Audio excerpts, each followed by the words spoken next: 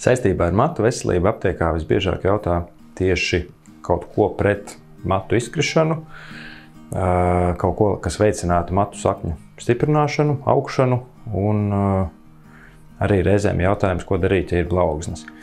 Tad no mūsu līdzekļiem, no homeopātijas, viens, ko var ieteikt, ir spiritus apis kompozitum, šķidrums ārīgai lietošanai, parasti pāris reizes nedēļā vienkārši ierīvē galvas ādā un atstāj uz nakti. Tur sastāvā būs kalmes, tur būs nātura ekstrakts, tur būs sērs, tur būs lavandas eļļa un rīcineļa. Nu, ir tad attiecīgi arī variants bez rīcineļas cilvēkiem, kam vairāk mati taukojās. Otra lieta, kas veicinātu šo te matu stiprināšanu, augšanu, būtu dažu eļļa, kas līdzīgi arī kā šīs te spiritus apis kompozitum ir jālieto pāris reizes nedēļā.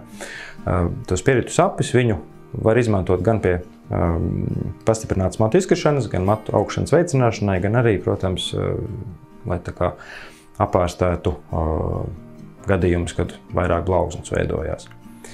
Savukārt no iekšķīgajiem līdzekļiem, nu, tur vislabāk, manuprāt, ko tomēr nāk konsultēties vai uz aptieku vai pie sava ārsta homeopāta, bet tas, ko var ieteikt, ir silīcijas.